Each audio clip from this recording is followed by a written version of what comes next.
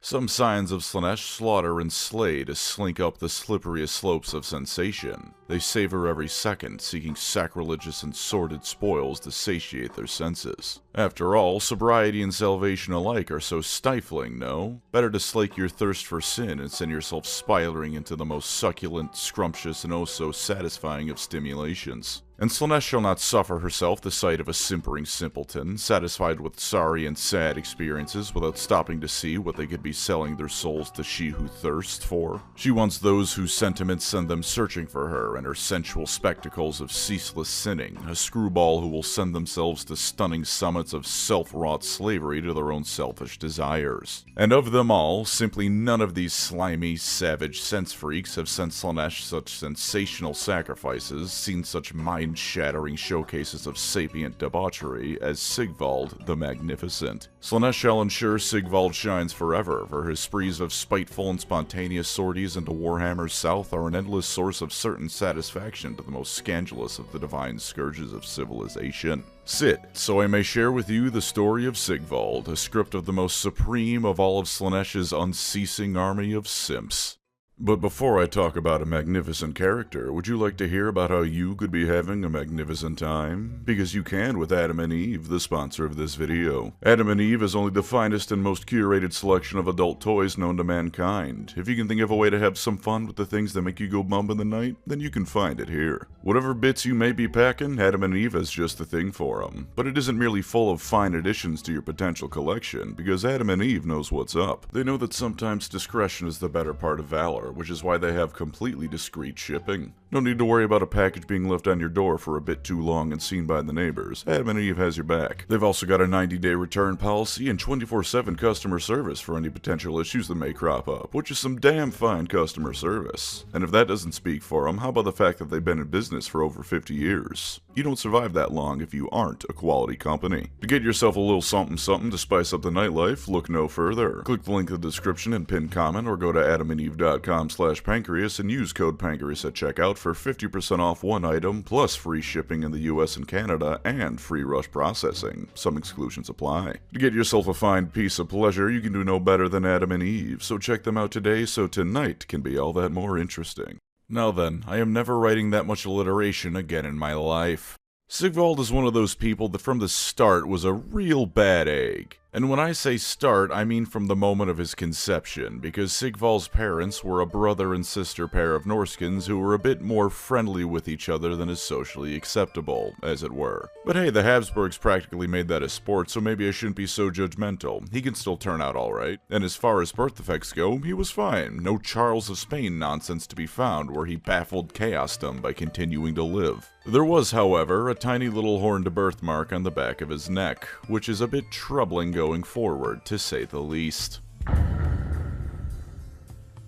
As Sigvald grew up, his every want and need was met. As Sigvald wanted it, Sigvald got it, and I do mean every want. Money, conquest, someone to sleep with. He got all he ever wanted and never really had to work for anything. Eventually he did overstep even the generous bounds allotted to him, however, as his desires only grew more and more obscene and horrific. Come the day his dad found out Sigvald apparently loved the taste of human flesh, and he was officially banished from his tribe. Sigvald initially pretended to be devastated, consumed by grief as he was being cast out from all he had ever known and the life he had grown into. Then when his dad went to sleep, he killed him in his sleep. And I think he also ate his dad, just for good measure, you know? His next course of action was ironically enough to take care of the banishment on his own, however. Sigvald had a good hard think and figured that a man as awesome as he was would do just fine wandering into the chaos wastes, and I will remind you that he is a man who up to this point had literally never known struggle of any kind. By all rights, he should have been devoured by monsters or worse after an hour tops, but Warhammer's the kind of setting that sometimes rewards that much arrogance. The very next day, when he was wandering the wastes, he came upon a hidden valley that had somehow escaped being twisted or corrupted or devastated by the constant warring that marks the Chaos Wastes in Warhammer Fantasy. In it, he met a demon of Slaanesh who continued the trend in his life of giving everything he ever wanted. He was given the power to achieve all he desired, legions of supporters, and all for the low cost of Sigvald giving himself wholly to Slaaneshi degeneracy. As I'm sure you noticed, he was doing this anyways. For most other characters, this would be nonsense even by Warhammer standards, but honestly, it makes perfect sense. That's what Slaanesh is all about. She's empowered through these sorts of acts of debauchery to the extreme. Giving Sigvald the power to do everything he ever wanted was feeding her just as much, if not more, creating history's most disgusting infinite feedback loop. He would then go on to gather more and more followers over the course of hundreds of years, none quite matching his own extremes, but all of them certainly willing to try. And because Sigvald is Slaanesh's perfect little princess who gets all he ever wants, here's a quick rundown on some of his abilities and other gifts. His armor, the auric armor, is pure gold that heals his wounds gently and tenderly so his perfect skin may never be marred. On that note, he also looks eternally 21 years old in his prime, because aging is so unsightly, isn't it? The armor is also self-cleaning, ensuring he's never sullied with battlefield gore and whatnot, which if I remember correctly is actually a thing in Total War as well. Even with blood turned on, he's the only character that never gets bloody. His sword, Silver Slash, was forged from a shard of Slaanesh's own blade, and so is incredibly powerful and of course aesthetically pleasing. And because of course he'd have something like this, his feet are perpetually an inch or so above the ground as he walks. This isn't for flight or to help him on the battlefield, but so that the earth doesn't sully his feet with its grotesqueness. His followers he's amassed aren't safe from his whims, as any he finds too ugly or annoying he kills on the spot. This doesn't stop more from showing up, presumably for the same reasons VTubers have a fanbase. Hello any VTubers watching this video, I hope that comment wasn't in too mean of spirits. After a few hundred years he had gathered himself even more impressive of a legion than when he started, and in his book we actually see where he spends a lot of his time. There's a palace that's only a few days away from the border between reality and the realm of chaos, and Sigvald sure enough tells a character that he has come to the edge of the world. It's a snowy spot of the world, and when I say palace, I really mean massive collection of palaces all jammed together. They're covered in statues to his likeness made of pure gold and gemstones, and the buildings themselves are all as grandiose as you'd think. Some of them are in various states of disrepair, no doubt when some Khornate or other took offense at the gall of this Slaaneshi, but Sigvald has evidently weathered all those potential sieges. Basically, anything you can think of can be found in this place, and I do mean anything. He had an elf singing a death song he found incredibly beautiful once. So beautiful, in fact, that when he was on a balcony listening to it, he pushed one of his servants to their death because he really wanted to appreciate the moment. He has a magical astronomy dome where every single light is tracked, and he starts confirming that quantum physics nonsense is real and particles are attracted to the repaired particles across the world. This dome could be used to track the stars, of course, but also to predict fate, and show with perfect clarity you use it to track the movements of your enemy.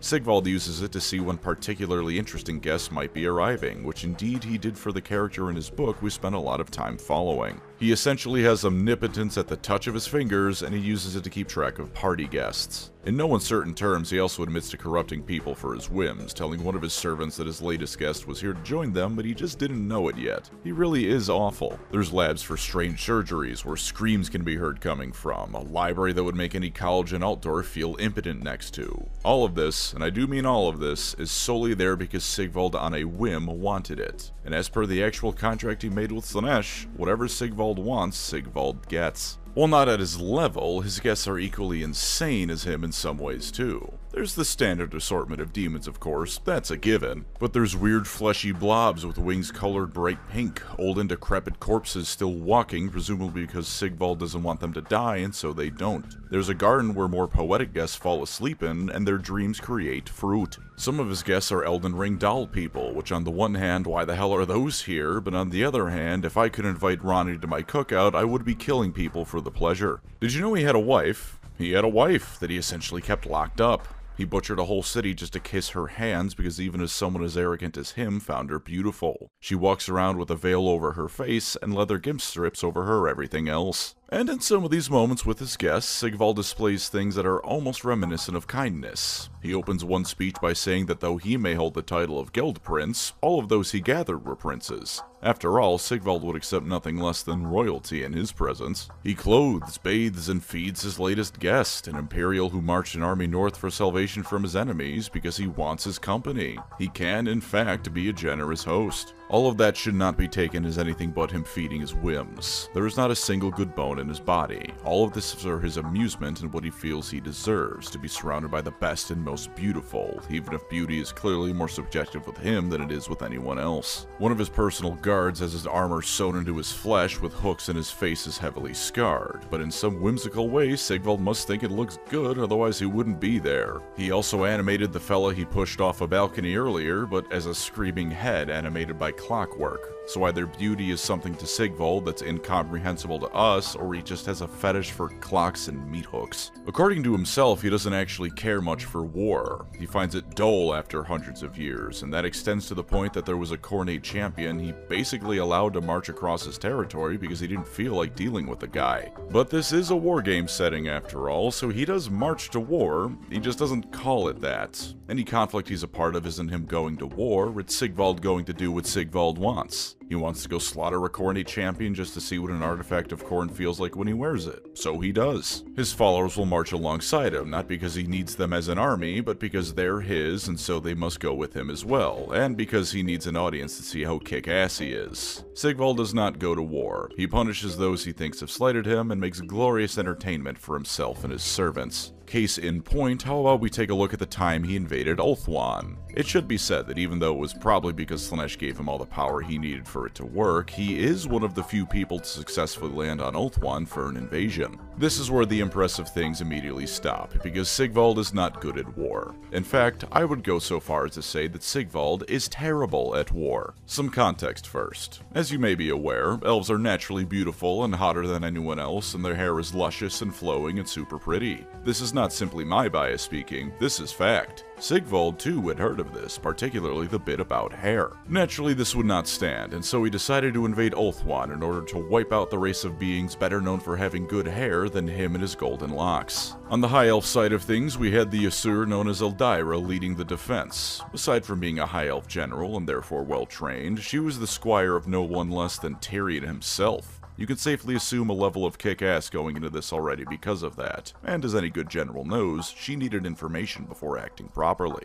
Thus, defense in depth was her game plan. Instead of amassing a great force on the shoreline waiting for Sigvald's horde, she allowed them to march some distance inland of the island continent. The entire time, however, she was gathering reports from scouts, harassing the invaders, be it through quick skirmishes by Illyrian reavers or shadow warriors burning the supplies of the Chaos Force. Magic weaved across the sky, not to smite the invaders, but to confuse them and conceal her own forces, and the Chaos host was left wandering the kingdom of Kothik blindly with essentially nothing to show for it. On Sigvald's side of things, meanwhile, we have the never-ending carnival. At a certain point, even his own forces had enough of this nonsense, because they had killed like a dozen elves tops by this point in exchange for constant, miserable attacks from the shadows. Sigvald faced challenge after challenge after challenge against him at this point, all of which he accepted and won, and not once did he stop to think he should be doing anything else. It came to a head against a fellow named Dranak Goredrinker, a warrior of chaos who was a cut above the rest and wanted this bullshit attack over hair to be over. He and Sigvald dueled for hours, an impressive feat for Dranak, but it was in this moment that the High Elves struck. Their cavalry and archers rained down from above, decimating the chaos forces in one fell swoop.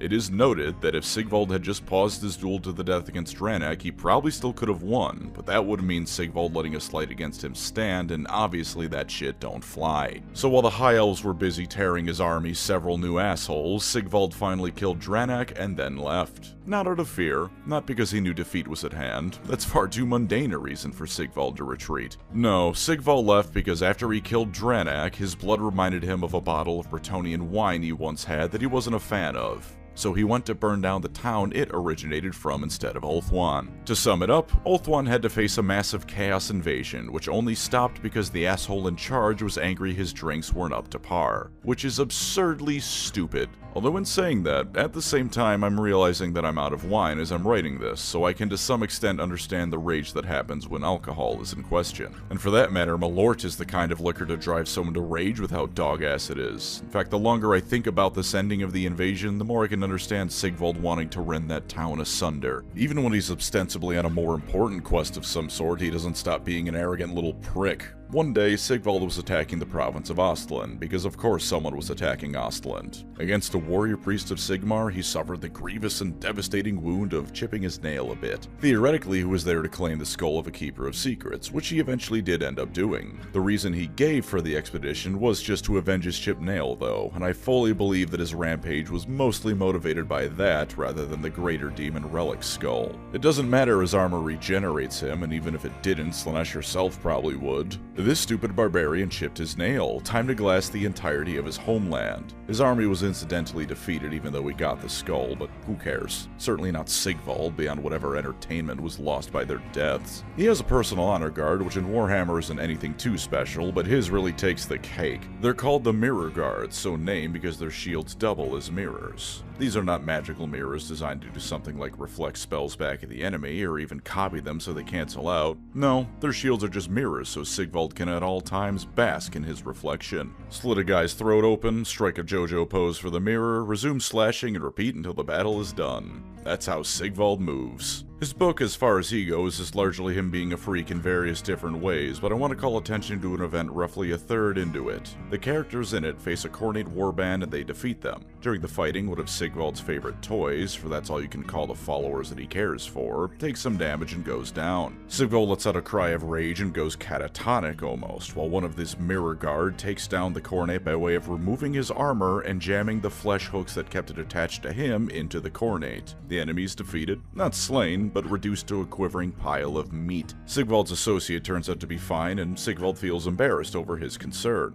I bring up this moment because I feel like it really highlights how Sigvald from the outside looks like a heroic character in some ways. He's beautiful in the way your average Prince Charming is, a dashing figure that captures the heart of all who look at him. He supposedly shows concern for his allies, falling into shock if they're harmed. All of this is a front. Sigvald does feel these emotions and is beautiful, but it's all surface deep. Sigvald does not care for his compatriots beyond what fun they provide him. He does not fall into rage because they were harmed as people, but because his toys are being smashed. His beauty, of course, is skin deep. Beneath the surface, you can find no greater rot in Warhammer than him. Fulgrim is perhaps the closest character I can think of to him in 40k, but the difference is that Fulgrim fell to chaos. He once was great, and is now nothing but a rampaging hedonist. Sigvald never was great. He was never a noble person brought low by circumstance and his own flaws. He may call himself magnificent, but he's been nothing but a monster in the skin of a man the whole time. Slaanesh was the greatest source of irony in the end times. In order to end the world, all of the Chaos Gods chose their greatest champions to bring forth the eradication of their enemies. All of them, except Slaanesh. Slaanesh was having too much fun with the Warhammer world, particularly its elves, to want to destroy it. So in an act of restraint, she sent her weakest champion to be her envoy of the apocalypse, which funnily enough, was Sigvald. At the start of the end times, Sigvald had moved on from destroying Kislev alongside the rest of the Chaos Horde and ended up destroying the Bretonnian city of Paravon and had turned it into his own little carnival of horrors. No doubt plenty of people were eaten by him, and I'm sure at least half of them were still alive. Slaanesh plucked him out of there and transported him to Middenheim and gave him to Archaon to command, which rather displeased Sigvald, but Slaanesh is about the only being he'd ever listened to, so he had to suck it up. Archaon tasked him with defending Middenheim with an army of Slaaneshi demons, which he mostly did, or at least his demonettes did, because for instance, at one point, Valten showed up. Sigvald and two other chaos figures were present, but Sigvald did not fight. Sigvald sat lounging on the sidelines while the other two fought and died to Valten, and then Sigvald said he deserved to fight only the real Sigmar and left. And while this might be giving him credit he doesn't deserve, I'm not sure if I believe him or not, and I don't mean that in the way most people say that phrase. Genuinely, I can't tell if he was afraid of Valten and was masking it with arrogance, or if he legitimately thought this fight was beneath him. He's such a piece of shit, I'm tempted to just take him at his word on why he didn't want to fight Valten. Whichever is true, either way he's still alive by the time of the final battle, and once again leads some demonettes against Chaos's foes. Archaon tasked him to work alongside Throg the Troll King, which he found disgusting, and so instead he gave Throg what he thought was a lethal wound. Yes, the what he thought part of that sentence is foreshadowing. Eventually, though, he comes into contact with Krell, one of Nagash's top warriors at this point, and the two fight. They're fairly even for a while, but Krell manages to give Sigvald a pretty grievous wound, to which Sigvald sees his pretty face ruined in a shattered mirror nearby and goes apeshit. He obliterates Krell without a semblance of skill or grace or anything like that. just pounding his own fist into dust to do the same to Krell's face. And after Krell's defeated, he sits down and starts crying because his face has been ruined. Keep in mind, he still has his magical armor on. He would have regenerated in short order and been perfectly fine, but all that mattered to him was that in that singular instance, he was not pretty. And then cue Throg the Troll King. Throg did not take kindly to his attempted murder, and so he takes revenge by smack-talking Sigvald a bit, killing him, and then pissing on his corpse as he died. Thus ended Sigvald the Magnificent in Warhammer Fantasy. A more fitting fate for one such as he there never was. Of course, that isn't where his story ends. GW decided the worst human being to ever live needed to return, because what's a story without a good monster? Between settings and in the Age of Myth, Sigvald's soul was left floating around on its own. Seemingly abandoned by Slaanesh for dying right before the final victory, his being was eventually found by Nagash, who remembered him as quite the little troublemaker to say the least. He didn't just unmake him or use his essence for armor though, because that'd be a punishment far too mundane for Nagash. Instead, he trapped Sigvald's soul into a shade glass mirror that he also enchanted to always show a perfect vision of whoever looked into it, ensuring Sigvald would never be seen again. He then chucked it into the city of Shadespire, a city that Nagash would eventually itself chuck into the realm of Ulgaish for pissing him off. This would prove to be the key to Sigvald's salvation, however, because unbeknownst to Nagash, Ulgaish was where Slaanesh was imprisoned by the elven gods. So close to his patron god, Sigvald was able to absorb little tiny bits of her power over eons. Eventually his mirror was removed by some Karajan overlord dwarfs, but he had regained enough power to enchant even a dwarf, and they all died in a desert unable to look away from the perfect reflections they saw in a mirror. That part of the story is basically the Narcissus myth from Greek mythology, which, fun fact, I was in a play for as part of a class in 5th grade. I accidentally cut off a girl's entire speech because I forgot where my lines were, which, to be fair, is a very Narcissus thing to do.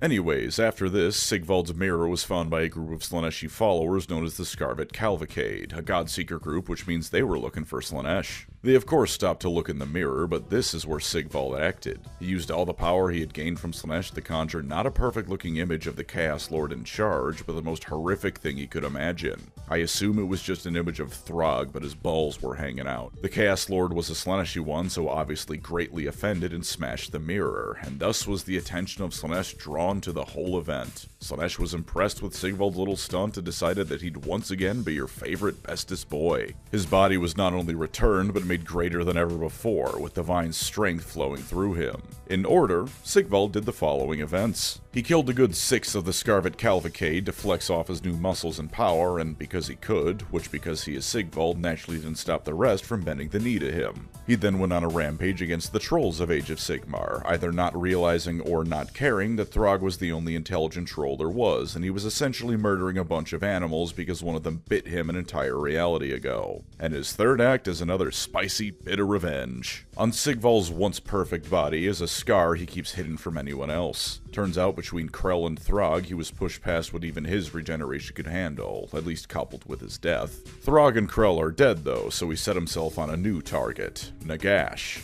In what could almost be called character growth though, he has not made plans to march to Nagash's R2.0 and start fighting the god of death. He knows even he isn't a match for Nagash and doesn't want to get chucked into the magical black hole it is the Shyish Nadir, so instead he set his sights on Nagash's stuff, particularly the Osiarch Bone Reapers. Aside from that, he's a bit catty with another Slaanesh character, Glutos or Scullion. Glutos is all about the sin of gluttony, of course, and Sigvald detests the fat bastard for it. Sampling the finest of foods is all well and good, of course, but not to the extent that you look like that. They were made to behave with the arrival of those 2 twins of Slaanesh a little while ago, but chaos being chaos, I'm sure they'll at least have some passing blows every now and again. Since having a sword made from fragments of Slaanesh is no longer that special in Age of Sigmar, he now had her finest smiths cook him up a new one named Shardslash, forged from the pieces of the mirror he was imprisoned in. And in his downtime, he spends his time in his makeup tent in the Allpoints. Because of course he does. For lore positives of Sigvald, this is the most Slaaneshi character ever to exist, for starters. It was in his soul-bound contract that in order to serve Slaanesh, he has to do whatever the hell he feels like. He is such a freak that Slaanesh didn't make a single demand of him, because she knows damn well he's gonna do whatever she'd ask of him anyways. You cannot embody a Slaanesh faction more than with Sigvald, so if you like Slaanesh, you should absolutely get him. In addition to this, Sigvald is also perfect for a Slaanesh army, primarily consisting of mortal units, though this isn't in the tabletop positives bit because this isn't for tabletop reasons. To me, it just makes sense. He's shining on the outside and rotting on the inside, so it feels very thematic to have an army based on that. Load up on models like the Mirmadesh Painbringers for a similarly themed aesthetic, and go to town as you LARP as a knight in shining armor to disguise the fact you are the filthiest of degenerates. He's of course, as a returning old world character, good for those of you following plotlines and involved characters as such. While admittedly his Age of Sigmar plotline is going to be more of the same, just against different people, that also means that if you liked him as he was, he's still the same and you can enjoy him the same. All that's really changed nowadays is that his playground has gotten bigger. And to end us off, since these mini segments tend to be short, Sigvald is a great character to play if you too are a staunch hedonist, because hedonism does not need to just be sex, you see. The man who spends all his waking hours drinking, not out of trauma and stress, but because he just likes being drunk, is firmly in the category of a Sigvald enjoyer. If you want the finest of silks for your clothes and always dress your best at the expense of your finances, he's a banger model to get too. For those of you who know you sometimes take enjoying something a bit too far, you cannot get better than he. As for tabletop positives, he's come to the mortal realms ready to party hardy to be sure. At 190 points, he ain't the cheapest lad around, but he's worth every single one of those points to be sure. With a 3-up save and a 4-up ward save alongside 7 health, he's quite tanky, especially by Slaanesh standards. He isn't the fastest at only 6 inches of movement, but that ain't too much of a problem. And he's got a control score of 2, if that really matters to you. At present, his attack stat line is brutal, with 5 attacks hitting on 2-ups and wounding on 3-ups at Ren 2 and Damage 2. Anything without a ward save is going to be feeling the hurt to be sure, and his special abilities all make him oh so much better at doing this. First off, you don't get a ward save against him. You just don't. Now at only 5 attacks, you might think that, alright, that blows, but he can only deal 10 damage max, right? Just throw a blob of chaff at him and it'll be stuck there for a while. Also incorrect, because when he charges, if he rolls a 6 or higher on the roll, he gets that many attacks. So potentially this dude is rocking up with 12 attacks, especially important because this is based on the roll and not the distance. A 2-inch charge can be as devastating as him making a 12-inch charge. And he has strike first if he charges, just for the cherry on top. Sigvald's tabletop positives are very simple. He's gonna face fuck anything in his way until it stops moving. As a final upside though, since that's really it, his model is beautiful. They didn't pull any punches when it came to upgrading Prince Charming from Hell, so if you want a standout centerpiece, he's one of the best there is. He also has the armor version of assless chaps if you rotate his model on the web store, which is fitting. As for lore downsides, he's one of those chaos characters where there is nothing redeeming about him. Chaos forces as a whole are all awful, but sometimes you can at least understand what drove them to it. The original Norskins all lived in a frozen wasteland where worshipping chaos was about the only way to survive. Plenty of Imperials in 40k, from citizens to marines, are driven to the dark gods from the abhorrent treatment the Imperium gives its populace. Sigvald is not that. He was rotten to the core from the get-go, and it only got worse as he gained more power. If you want to pretend to have some measure of moral high ground, he should stay far away from your army. He's also a character that doesn't really have much in the way of proper motivations, with the only one he really has in AOS being damn near unachievable, at least by him, since there's no way he's bringing down Nagash, such is his power. Most of the time, too, he just does whatever he wants. It's fun, but that kind of thing rings a bit hollow for an epic character from a world of legend. I too don't like looking at ugly things, Sigvald, no one does, but as far as motivations go, it's a pretty weak one to obliterate an entire city. That is the entire point of the character, but if you want more than that, you should stay away too. Although in saying that, this is a Slaanesh army, so I assume that on some level, if that bothered you, you'd just be playing another army. It's all about doing whatever you want here. This is a rather specific lore downside here now, but when playing Sigvald, do keep in mind that you are deploying a model who in lore died by way of having a troll smash his head in and then pissing all over him. And I'm sorry, but death by golden shower is not the sort of thing anyone's reputation really comes back from. Quite frankly, I wouldn't be shocked if the pissing thing was his main motivation for waging war against Nagash, just so no one remembers that ever happened. This is definitely a bit of an odd downside, to be sure, but I feel it's important to bring it up, because with him in your army, your opponent can look at you, call you a little piss boy, and be entirely right. Although again, Slaanesh, for all I know, that might just turn you on. As for tabletop downsides, those are very simple. He does nothing for your army. He murders like no one's business, but that is all he does. No buffs, no movement shenanigans based on having them, nada. Turns out he has not learned how to wage war any better than he did in the old fantasy days, so just keep it in mind. As much as I did talk about how good it is, as a single melee hero, he can be vulnerable to getting tar-pitted by weaker models. Potentially having 12 attacks will absolutely ruin the day of any clan Rat horde he charges into, but there's also the times you roll the 2-inch charge and don't get to use that rule. You have to carefully choose his targets, not because he's weak in prolonged fights necessarily, but because without doing so, you aren't going to be getting any value out of him. On a final related note, as a big scary melee monster, your enemy's going to naturally be very afraid of him. Understandably so, because he's brutal, but he's a fellow you're going to have to use proper positioning with to get that melee use out of him. Beware hordes of range units taking shots at him, and make sure that not only does he get into the fray early, but before the fighting starts you've positioned him properly. Besides, this is good for lore reasons too. It wouldn't do for someone as sensual and significant as Sigvald to suffer such a sham setback because a certain player shoveled him into the south of your soldiers, and that was Sigvald the Magnificent. A bigger freak than he has never existed, because at least most other Slaanesh units are either demons and so inherently like that, or mortals who fell to their desires. Sigvald is just like that, but he's just a guy, and may he continue being the worst for years to come. Thank you as always to my wonderful channel members. You are the mirror guard to my Sigvald, allowing me to gaze into the endless beauty that is myself even when I probably have better things to do. If you'd like to support the channel, feel free to subscribe or become a member. Either way, thank you for watching and take care out there.